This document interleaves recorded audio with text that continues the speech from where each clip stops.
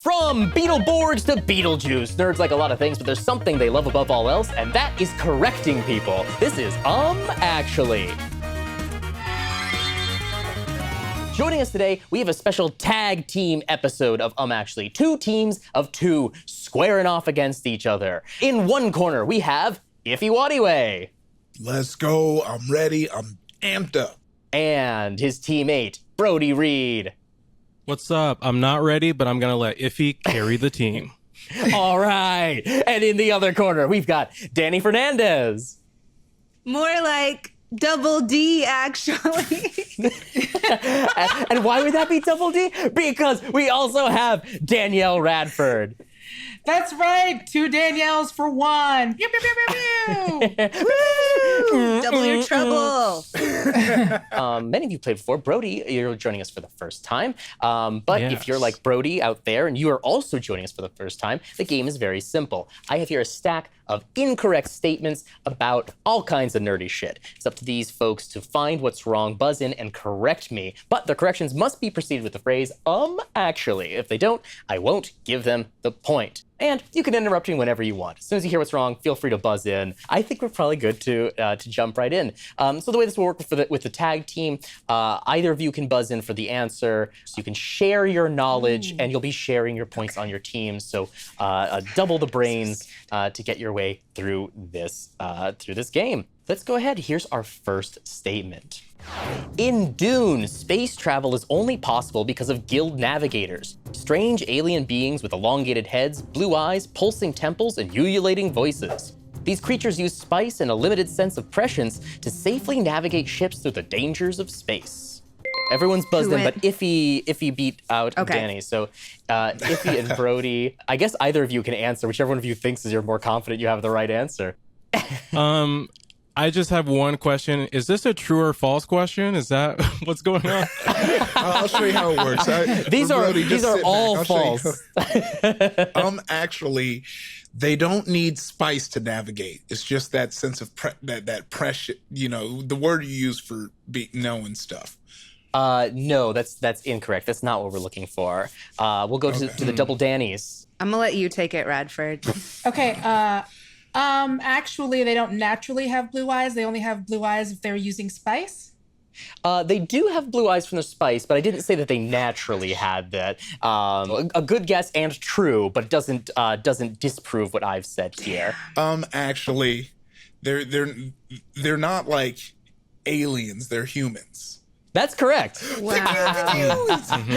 The description of them is totally accurate. They do have these like giant heads and big blue eyes and pulsing temples, and like you can't really understand them. But they're actually humans who have had so much spice that it's actually altered their physical Dune heads, we were like, oh, he's spiced out over there. He's spiced out.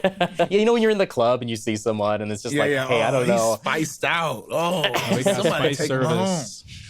Spice is a hell of a drug. In this case, can totally just change the way we are. But that's also, it is that extreme use of spice that gives them the ability to slightly look into the future and that. So that is that. That point will go to Iffy and Brodie. A quiet boo. A quiet boo. Next statement here. The 2004 movie Catwoman stars Halle Berry as Selina Kyle, a murdered woman who is mysteriously brought back to life by an Egyptian Mao cat. After her rebirth, she discovers she has cat-like superpowers. Brodie has buzzed in. Actually, she gets her powers from, I want to say, toxic wastes, Harley Quinn style. At least in the 2004 movie Catwoman, no, that's incorrect. That's not what it is. Actually, it is not a 2004 movie. Catwoman came out, I believe, in 2002. No, it was 2004. Sorry, that's not what I did. That's okay, Danielle. Actually, in the movie, her name isn't Selina Kyle. That's correct. Do you know what her name is? Oh, it's some dumbass name. That's how I knew it wasn't. It's like because Regina Kyle. no, it's something completely different. But I know why people would think it is because it was supposed to be based off of Michelle Pfeiffer's Catwoman, but then it was in production hell, and then they were like, we're gonna make a Catwoman, but not Catwoman. I want to say Celeste, but I don't think it's Celeste. That's okay. You don't have to know. You got it. Unless anyone is like, I actually know what it is, I'll give you the point. Is it Monica? It's I'm not sorry, Monica. I guess, Danielle. No, I was going to say, based on her sick basketball skills, I'm going to say her name was Sprite Remix. Sprite Remix. No, God, I wish. No, that's incorrect. Iffy will give you the point for that one. No, her name was Patience Phillips in the 2004, which is just it's a fine name, but it is just this sort of like, Selena Kyle is Catwoman. Why change it? Well, that point will go to Brodie and Iffy for identifying the wrong Catwoman. She'll always be Monica in my heart. Monica! Did you all see the 2004 Catwoman? Oh, yeah. Unfortunately, yeah. Unfortunately, I saw it pretty recently, which is why I knew it wasn't Selena Kyle. Because that was the first question among many. Did you see it for the first time recently? No. I thought there was a point, because I saw when it first came out in 2004, when I was in high school, and my friend convinced me that it was a cool movie. Like, he was so hyped about it that I was like, okay, I guess it's not that bad. And then everyone's like, no. I actually just watched Baps with a cat filter on, and I thought it was Catwoman. So, much better movie. Well, we'll move right on to our next statement here. In the webcomic Homestuck, 13-year-old John Egbert is transported into another dimension inside the unreleased computer game Esburb. He and his friends learn they must beat the game, or else the real world will be destroyed by a meteor storm. Danielle has buzzed in. Esburb is not an unreleased game. Esburb was released in their world. At the opening of the webcomic, no, that's not true. Brodie. Actually, that's the plot to the show Code Lyoko. So it's not. that could possibly be true. We've already seen this story before. No. Wait. Actually, it's not a meteor storm. It is a meteor storm. It is a meteor storm. No, That's it's not, Trav. Okay. So How dare you do this to us? Actually, 1 second. It's actually once it is in Earth atmosphere, it's a meteorite. That's a different kind of nerd, Danny, and I like it. I was reading Homestuck, and it's all smushing together because I read it so long ago. And there's two things I think it might be. My first guess is that the meteor storm isn't going to destroy the world. It already happened, so they're trying to fix the world. Iffy, you did not say actually. What did I tell you? That's gotten me a time or two. Be less clear in your speech. Wow. All right, actually, it's not. the meteor storm isn't going to destroy Wow. Yes, that is what we're looking for here. Also, I will say, now that I've gotten the point, Trap was waiting for someone to steal and you didn't. So just by booting up the game, the world was already destroyed by a meteor storm. They're trying to beat the game in order to recreate the world, to create a new world, because the world is already fucking gone. I'll give you that point. And in the future, if there is no actually, feel free to just jump right in there and take that point. Yeah, you can literally just steal right away. Well, we'll move on to our next statement here. This is a fan-submitted question. This comes to us from one of our viewers, and this one is from Shini Tenshi. So Shini Tenshi, thank you for submitting this one. In Undertale, players can battle the denizens of the underground to gain experience points, but the game also lets players show mercy to their opponents. Typical games will end one of three ways, depending on whether you kill the monsters or show them mercy: the neutral ending, the genocide ending, or the pacifist ending. There's also a secret fourth ending called the dirty hacker ending that can't be accessed by normal means. You got this, bro? Thinking. Maybe. Brodie's buzzed in. Actually, no, there isn't a dirty hacker mode, or maybe I just have never heard of it. There is a dirty hacker ending. Okay. It is what it specifically is you have to go into the game code and try to fuck up shit in the game to get a different ending. There's an ending planned where like if you try to like actually fuck with the game, it'll be like, nope, this is the ending you get now. You tried Wow. to cheat, and that's what you get. Yeah. You learn something new about Undertale literally every day. I tried to look up a little bit more. I was like, how exactly does this do this? And even the explanation of like, this is how you get the dirty hacker ending is like, this is too complex for me to understand what you're talking about to get I'm here. sure there's a subreddit with like 500 pages in it talking about Danielle. It doesn't matter whether or not you show the monsters mercy, whether you get. What a cruel lesson about life. But no, that's not the answer we're looking for. You do get different endings depending on how willing you are to kill the monsters that you encounter. Iffy. Actually, it's in this realm, but I'm not sure which element it's in. Okay. I think there's only 3: the pacifist, the genocide, and the dirty hacker. That is incorrect. That is also not correct here. Actually, it's not for experience points. That is correct. That is correct. You're sort of like led to believe that stands for experience points, but the EXP in Undertale stands for execution points. In keeping with this sort of this theme of like, hey, you're killing these things and maybe you shouldn't be. Don't equate experience with execution. That point will go to the Danis, the double Danis. And we will go on to our next question, which is our first shiny question of the game. Shiny questions, like shiny Pokemon, worth the same number of points, just a little bit different and a little bit rarer. This is a shiny question we're calling, what's wrong with this picture? Just a moment, we're going to show you an image that we have altered in some way. Whoever can identify what's wrong with it will get the point. Let's take a look at that image. What's wrong with this image? Danielle has buzzed in. Yeah, that is supposed to be the. Oh crap. What's wrong with that image is the blanket. The blanket is what's wrong with that image. The blanket is not what's wrong with that image. No. Brodie. Actually, there's the wrong number of swords. There should be 9 swords and there are only 8 swords. That is correct. Even if you're not familiar with the Rider-Waite Tarot deck, you could count these swords and realize that there are only 8 You know there. I'm counting swords, baby. But there it is. This is me wishing I had another sword. I just look like an idiot with 8 swords on my wall. See, I thought this was a cutscene from Zero Wing at first. I was like, oh, this is all your base. Yeah, this starts a side scroller of just a bunch of swords flying through space. Brodie, you'll get that point for identifying wrong number of swords there. 4-1, 4-1. Got plenty of questions left. Our next statement here is about Animal Crossing. This is an Animal Crossing question. Oh no. Mr. Rossetti is a mole who appears in every installment of Animal Crossing. Before the autosave feature in New Horizons, Mr. Rossetti would appear every time a player closed the game improperly to deliver increasingly long lectures on the importance of saving. If a player repeatedly disregarded these warnings, Mr. Rossetti would delete the save file, forcing the player to start over. Iffy's buzzed in. Rossetti never deletes the save file. Iffy actually. did not say actually. Oh, did you- Actually, Rossetti never deletes the save file.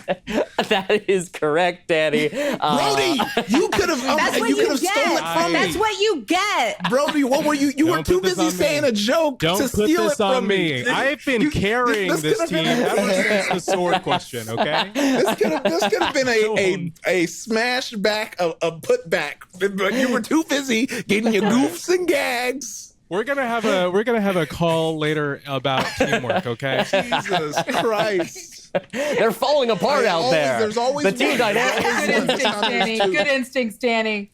There's sort of an urban legend that Mr. Rossetti would eventually delete your save file, because it is true that if you didn't save every time you came back, there would be this like, they would try to make it more and more of a burden on the player of just like, hey, I've got more to tell you, you got to do this, and it would eventually reach the point where you couldn't get back into your game unless you typed in things like I'm stupid or I smell. But it would never go so far as actually like deleting the game outright.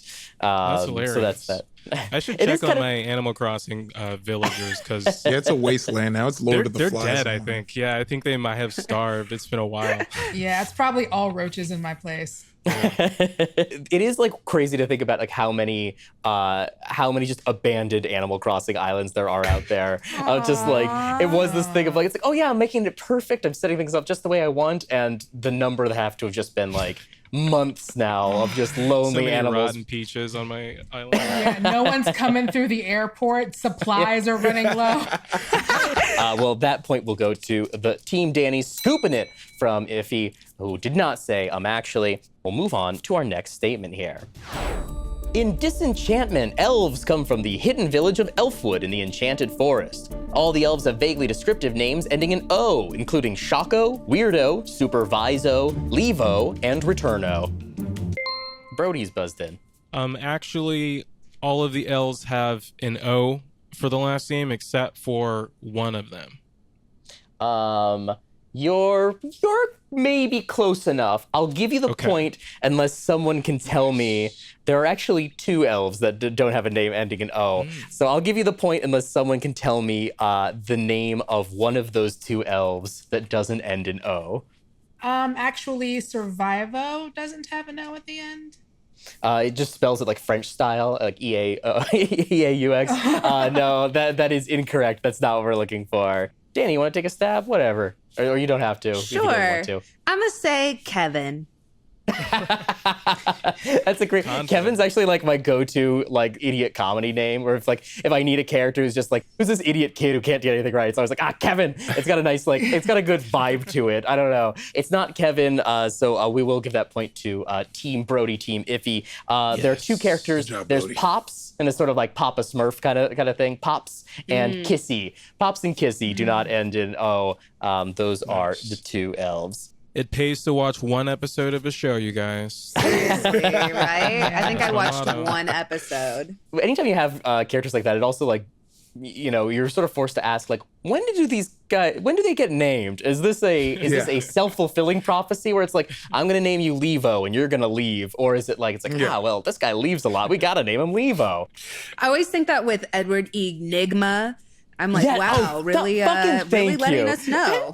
I wonder who did it. That line, I can hear that exact line rattling around my head. Like it's been there since I saw the movie, just like of that just being there like, Edward Nigma, Mr. Enigma, Mr. Enigma. It's just like, holy shit. Like they got some studio note that was Wow. like, you need to say this for the dumbest person in the audience. That's who your target is here. Like, say it 3 times, make sure they really get it. And it was me. That's why it's one of my favorite movies. Well, we will move along here. We got a comics question here. Cash's Clay Payne is the 5th incarnation of the Batman villain Clayface. He gained his trademark melting flesh appearance from an experimental procedure aimed at curing his hyperpituitarism. Actually, he's not the 5th. Cassius Clay Payne is the 5th Clayface. Iffy. I'll believe you, I guess. Actually, it wasn't a medical procedure. He fell into a vat accidentally. Okay, so you found the wrong thing. There is a Cassius Clay who did gain Clayface powers through a medical procedure aimed at curing hyperpituitarism, but it wasn't the 5th Clayface. But it also wasn't a vat. So I'll give you the point unless either Dani or Danielle can tell me, how did Cassius Clay Payne get his powers? If you can tell me, I'll give you the point. Otherwise, it'll go to Iffy Brodie. You want to take it, Danielle? Actually, it wasn't into a vat, but it was into a pile of sand or clay. Oh, that's an interesting guess. It's but that's not what we're looking for. No. Dani, do you have a guess, or you want to pass? Wasn't a medical procedure, and it on the other one, and it wasn't a vat.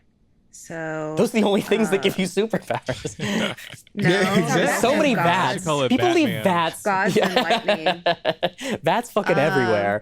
I'm just gonna actually from a god.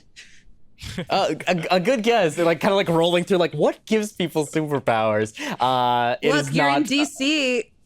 Yeah, So- it could be. It very well could be. In this case, it's not God. The 5th Clayface is the child of the 3rd and 4th Clayfaces, Preston Payne and Sandra Fuller. So he actually inherited the clay ability from his parents. Clay baby.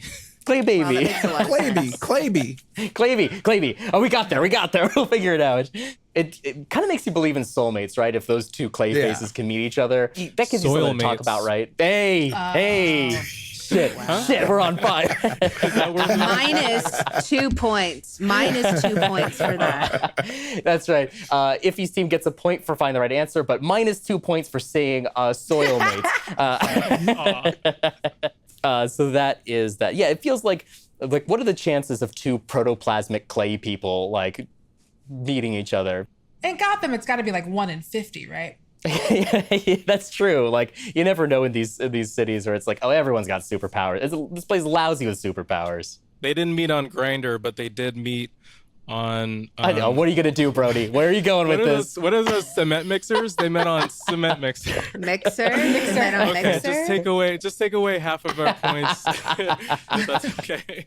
It was worth it. I got to say they met on cement mixer. Well, this will bring us to our second shiny question here. Our second shiny question of the game. This is name that mad scientist. In just a second, we're going to show you 9 mad scientists. Whoever can name the most will get the point. Let's go ahead. Let's take a look at our first scientist here. Iffy has buzzed in first. That's my boy Dexter from Dexter's Lab. That is, of course, Dexter. And let's take a look at our next scientist.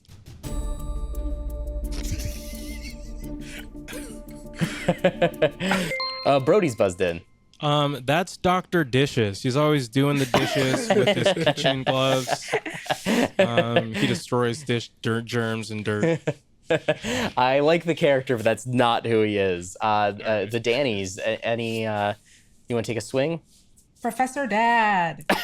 Right? It is not Professor Dad. All right, we'll pass then. It sounds like this is a stumper. This is Cinnamon J. Scudworth from Clone High. This is from close. Clone High. Let's take a look at the next scientist. Danielle is buzzed in. Actually, that is Dr. Frankenstein. Yes, and it is pronounced Frankenstein. Yay, Danielle! That is from Young Frankenstein for the Danielles. Danielle, the Danis. Yay. Let's take a look at the next one. Next scientist. Brodie is having a reaction to this image, but Danielle has buzzed in. That is Dr. Moreau. That is Dr. Moreau, yes. Yes, that is Dr. Moreau from the Danielle, island yes. of Dr. Moreau. Get these crazy scientists. Let's take a look at our next scientist. Iffy's just barely beat out Danielle to the punch here. Who's that? That's Rocky from Rocky Horror Picture Show. That is not Rocky, but it is from Rocky Horror Picture Get Show. him, Danielle! Get him, Danielle! Actually, that's Dr. Frankenfurter. That is Dr. Frank Enfurter from the Rocky Horror Picture Show. Yes, Danielle! Yeah, Rocky's the guy he made. Yeah, the doctor herself is now Let's take a look at our next scientist. Iffy is buzzed in with Brodie close behind. Dr. Horrible. That is Dr. Horrible from Dr. Horrible's sing-along blog. I was going to guess Dr. Sing-Along, so... I was gonna guess Dr. Hauser. I was stupid. That's true. Look, he was a child. That is As a grown-ass man. That is that's a mad science there. Let's take a look at our next scientist. Oh, fuck. Oh no. Oh my gosh. Oh, Brodie has buzzed in. That's Dr. Spider from Wild Wild West. I would have said It the is same from thing. Wild Wild West. There is a big ass spider. It's not Dr. Spider though. Dani or Danielle, do you want to? oh my gosh. I'm like trying to do the lyrics in my head. I think his name is in that song. I think if you Yeah, It he is does in the 'cause it song. goes That's why down- I'm trying to think of it. You'll probably hit it if you do Johnny those. West West with a pen and a pad. Don't even think about it. 6 gun, weighing a ton, 10 paces a turn just for fun. Sun up to sundown, going around. Danielle, they say it pretty far into the. I'm looking. I at the know. lyrics now, pretty far into the song, so it'll be. I want to hear get to it, and then they don't even have doctor in front of it, so you might not even know that's the name. Oh my Look, gosh. I just want to hear Dani do the entirety of Wild Wild West. That's all I'm saying. Danielle and Iffy have both buzzed in. So Danielle. Oh, actually, is it Dr. Van Trapp? No, it is not. It is not. Iffy. Jean Lubeau. That is not Jean Nouveau. This is Dr. Lovelace. Dr. Lovelace. No, I Oh hate, my gosh. I hate. I would have gotten it. We've got 2 more left. Damn it. Let's take a look at our next scientists. Who's this?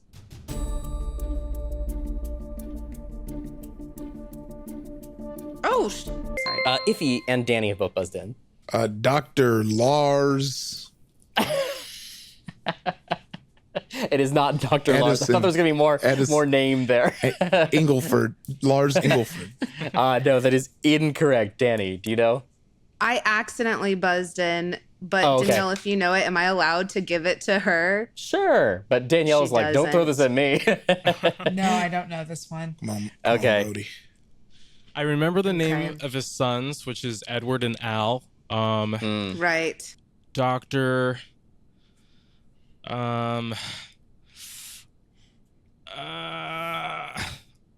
Alstein or something. That's wrong. No, that's not what we're looking for here. This is you have the right show, but you have the wrong character. This is Show Tucker, the alchemist who turns his daughter into a dog. So no points for that one. And we've got one more here, one last scientist. Let's take a look here. What was this? Iffy has buzzed in. Oh man, that's neocortex, baby. Get out of here.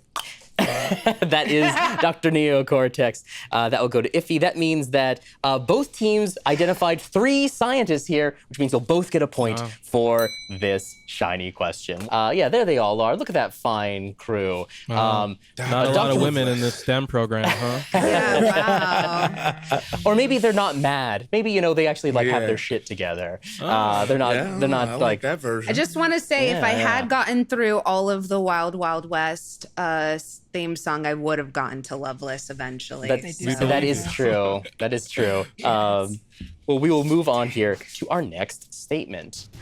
The 1927 film Metropolis is one of the first feature-length sci-fi movies. It also featured a number of then cutting-edge visual effects, including forced perspective used to create the illusion of giant arcs of electricity, and the Schuften process, which used mirrors to create the illusion of flames in the scene where Maria is burned at stake.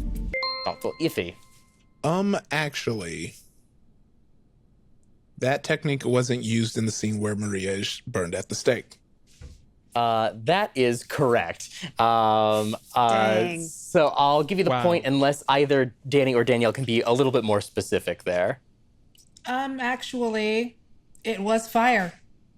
That's correct. That's actually Danielle. correct. There wasn't an effect used. They just actually lit a bunch of fires around this actress and was like, "Hey, hope you don't catch on fire." Which is nuts too, because the whole film is sort of about it's like the worker is being abused by the system. Isn't it terrible how the working Wild. conditions and still being like, hey, yeah, we're gonna put this actress in here and just fucking light fires.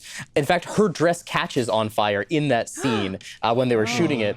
There were also ones where extras were forced to throw themselves in front of powerful jets of water. Just a lot of just crazy stuff to get these effects that was just it's a cool effect, but it's just dangerous. Yeah, 1920s SAG wasn't really great. Yeah, it wasn't up to the same grade. So that point will go to the Danis for identifying that's just real flame there. Here's our next statement. The Lone Gunmen was an X-Files spin-off series following a trio of investigators who run a conspiracy theory magazine. The show was canceled after 1 season, ending on a cliffhanger that was eventually resolved in the X-Files episode Jump the Shark. The episode marks the last time we see the characters since they sacrificed themselves to prevent a bioterrorist attack. The 3 are buried in Arlington Cemetery. Danielle. Actually, they are not buried in Arlington Cemetery. They are actually within the lore of the show. These anonymous heroes who sacrifice themselves, they get a hero's burial in Arlington. Iffy. Actually, while they sacrifice themselves and are buried there, that isn't the last time we see them. That is correct. Even though they do die in that episode, we do see them again later. Do you want to take a stab? You want to try to be more specific? In a video in a future episode. So some men went to a set and they shot How did this happen? part of a TV show. That's not exactly what we're looking for, but that's fine. Dani or Danielle, do you want to take a stab at being a little more specific there? Actually, we see them later in a flashback. Good guess. It's not a flashback, though. The next time we see them is they appear as ghosts in the season finale. Wow. And we also see them in a mushroom-induced hallucination in a season 10 episode. So in fact, they appear 2 more times after their death as hallucinations and as ghosts. Nice. Did any of you watch The Lone Gunmen? No. It got like horrible ratings. But it was like critically pretty well received. Like Vince Gilligan wrote on the show. There's a part of it that makes me kind of wonder. It's like, should I go back and check this out? Even though like, I'll do it. We'll have the just like the saddest text message chat ever. just the 2 of us. It's kind of more fun to just make it very public though. It's like, yo, who else is watching The Lone Gunmen right now? It's like, no one, buddy. What are you talking about? It is funny seeing the things that some people did before they got, like the Russo brothers, I think, did You, Me, and Dupree, which I personally appreciate. I think that movie is funny. They went on to do Infinity War and Endgame. That is like a wide stretch of just like, if you look at like a filmography, there was a thread going around a little while back that was like, what are the 2 most different movies the same director has put out? And there are some things that like that are just like, You did Mad Max and you did Babe Pig in the City. Yeah, What? exactly. Come on, George. We have only 2 more questions left, and our next one is our last shiny question of the game. Last shiny question. This is a game called Under Review. We're going to show you an actual review from a critic of a real movie and see if you can identify what movie they're talking about. Let's go ahead and put that up. Intent on both dazzling and punishing the viewer, the director gets lost in creepy spectacle and plenty of old film clips, notably Vertigo. But at the sight of 3 giraffes crossing a city bridge, you'll think of a more recent movie, a bad one. In its frantic mix of chaos, carnage, and zoo animals, this movie is Jumanji for adults. Oh my gosh. Brodie, you buzzed in. Actually, this is We Bought a Zoo. A great guess. I love the idea of We Bought a Zoo being like loaded with Vertigo references. But no, that's not correct. Oh, wait. I think I know what it is. Once again, getting caught up in the goofs.